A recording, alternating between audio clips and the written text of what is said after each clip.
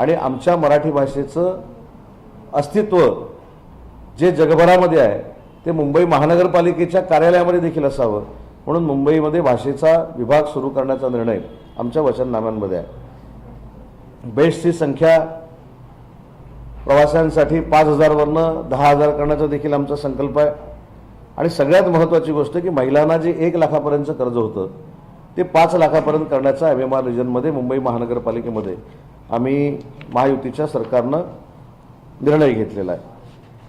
सगळ्यात महत्त्वाची गोष्ट, काही भाषणामध्ये फक्त बांगलादेशी आणि रोहिंग्याबद्दल बोललं जातं।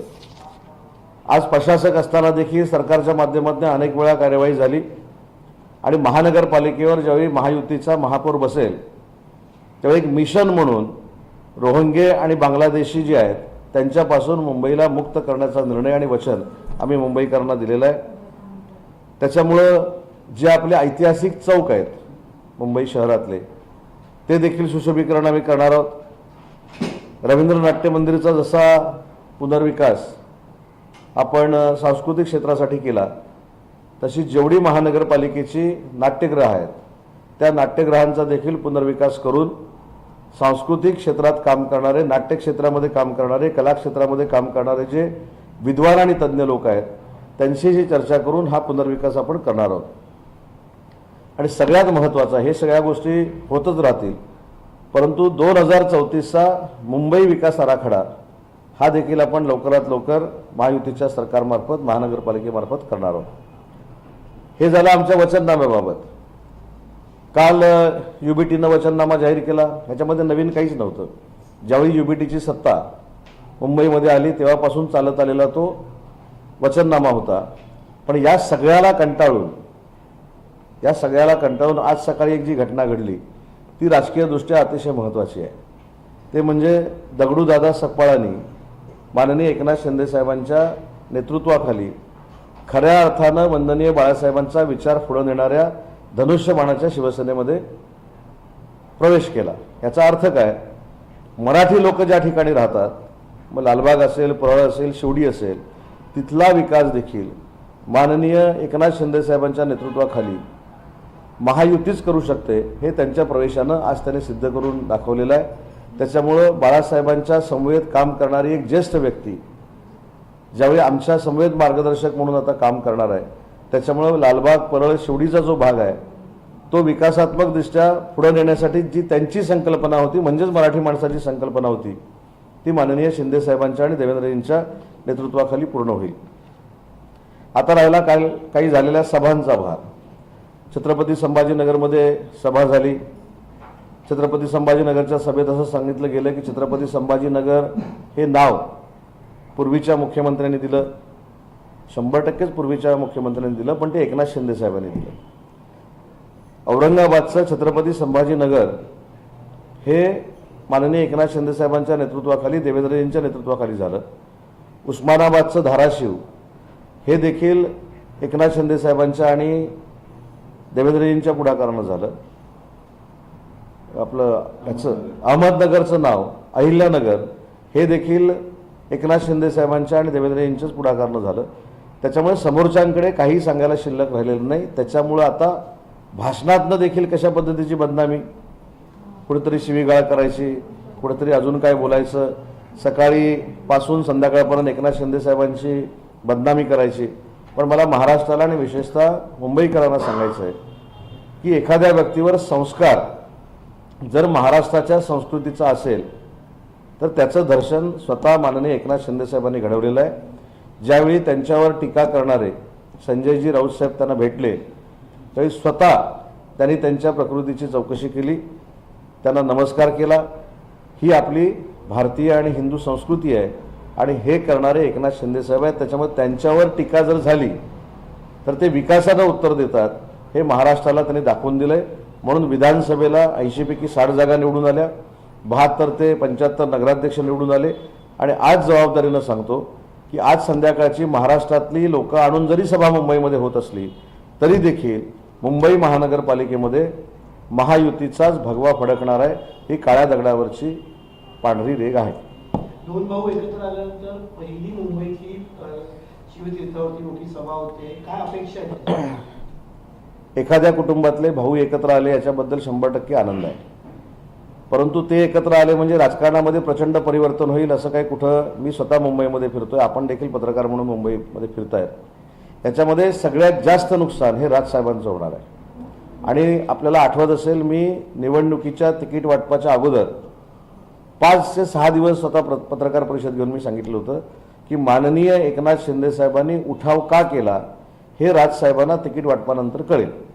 आणि UBT सगळ्यात मोठा पक्ष असा आहे की जो आपल्या मित्राच्या, आपल्या सहकार्याच्या पाठीमध्ये खंजीर खुपसतो. आज कदाचित राजसाहेबांच्या आदरयुक्त भीतीमुळे मनसेचे पदाधिकारी बोलत नसतील, परंतु खऱ्या ज्या मनसेच्या जागा निवडून येणार होत्या त्या मनसेच्या ताकदीवर स्वतःच्या ताब्यात ठेवून फार मोठं मनसेचं नुकसान हे UBTनं केलं आहे. हे मी बोलत नाही, तर दबक्या आवाजामध्ये मनसेचे कार्यकर्ते बोलायला लागलेत.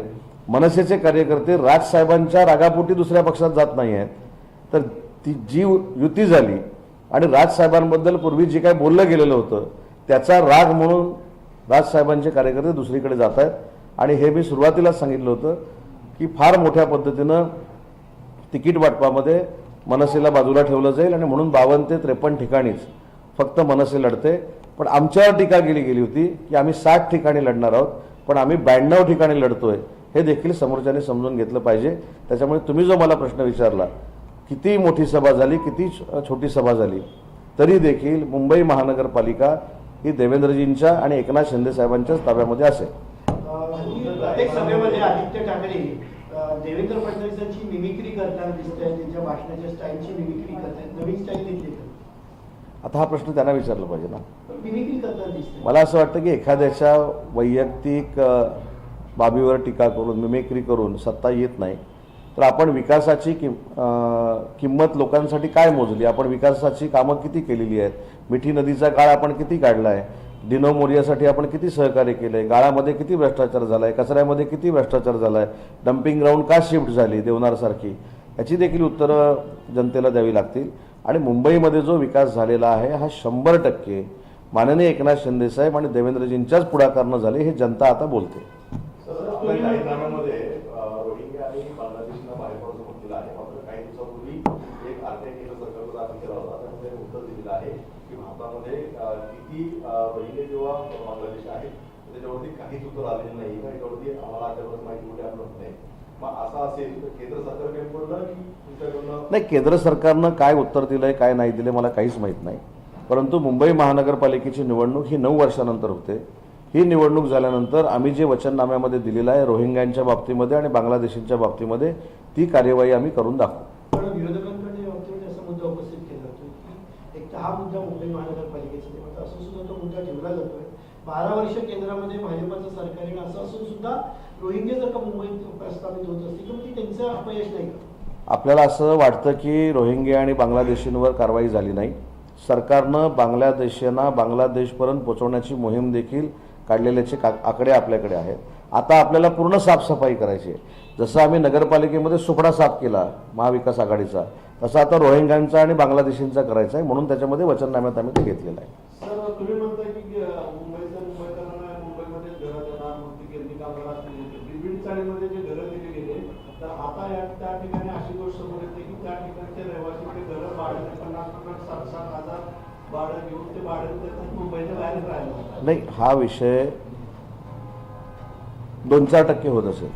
पण अजून एक उदाहरण तुम्हाला सांगतो की रमाबाई आंबेडकरमध्ये देशातला पहिला ऐतिहासिक 17,000 घरांचा प्रकल्प हा गृहनिर्माणाच्या माध्यमातून होतो, तुम्हाला माहिती आहे. देशात पहिल्यांदा बिल्डरनं थकवलेलं भाडं 160 कोटी रुपये हे सरकारनं दिलं, हे देखील आपल्याला माहिती आहे. क्लस्टरची योजना देशातली सगळ्यात चांगली मुंबईमध्ये आणि MMR रिजनमध्ये राबवली जाते, हे देखील तुम्हाला माहिती आहे. त्याच्यामुळे मला असं वाटतं की काही ठिकाणी झाले, हा क्रायटेरिया आपण सगळीकडे लावू शकत नाही, पण त्याच्यामध्ये देखील महानगरपालिका झाल्यानंतर आपण लक्ष घालू.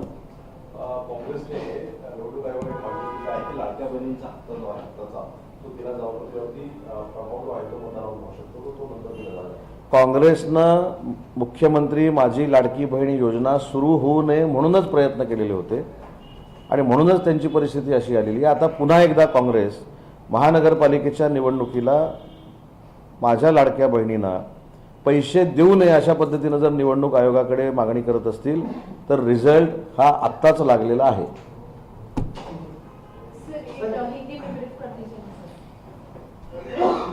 आज माननीय महाराष्ट्र राज्य के मुख्यमंत्री देवेंद्र जी फडणवीस साहब, हमारे नेता और हमारे मुख्य नेता एकनाथ शिंदे साहब, इन्होंने जो वचननामा मुंबईकर हमारे जो मतदार हैं, वोटर्स हैं, उनके सामने प्रेजेंट किया है, उसमें से जो वाटर सप्लाई का मामला था, इसके लिए गारगाई, पिंपाड़ और दमनगंगा जो बहुत बड़े प्रकल्प है वाटर सप्लाई के, वो हम 5 वर्ष में पूरे करेंगे, ये हमने वचन दिया है.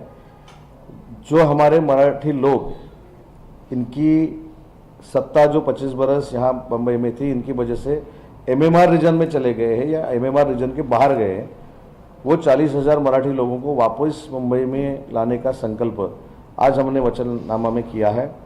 झोपड़पट्टी मुक्त मुंबई ये हमारा संकल्प है. जो महिलाएं बीएसटी से अभी ट्रैवल करेंगी, उनका भी टिकट रेट जो है, जो पहले हमने रूरल एरिया में 50% कर दिया था, वो अभी बम्बई में भी 50% होगा. ऐसा अच्छा वचननामा हमने मुंबई कर लोगों के सामने प्रेजेंट किया है. मुझको पूरी कॉन्फिडेंस से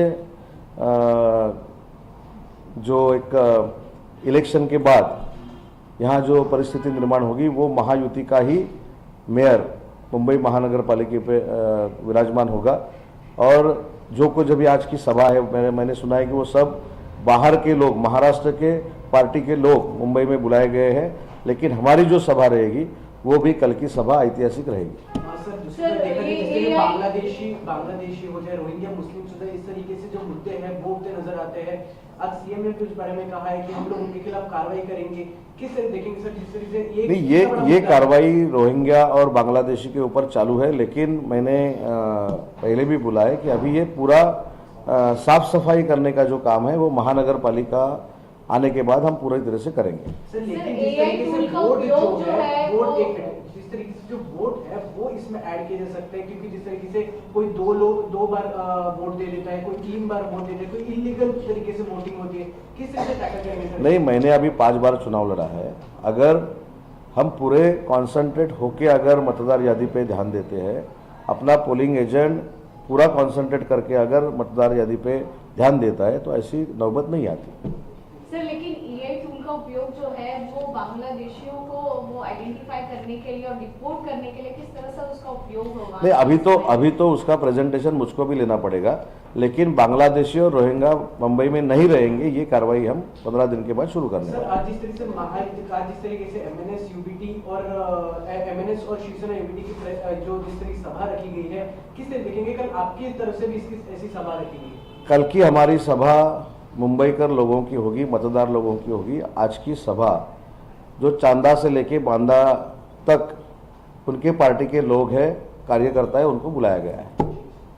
सर ये ठाकरे ब्रदर्स ने जो है भाजपा को और शिवसेना को इनकमिंग को लेकर जो है कहा है, भस्मासुर कितने लोगों को जो है लेंगे? ये वो आज नहीं कह रहे हैं, वो पिछले 4 साल से कह रहे हैं. लेकिन जो नगर पालिका की चुनाव हुए, बाद में उसके पहले विधानसभा के चुनाव हुए, उसमें भी उनको पता चला है कि यहाँ जो महाराष्ट्र में महानगर पालिका में और नगर पालिका में जो माहौल है वो सिर्फ और सिर्फ महायुति का है.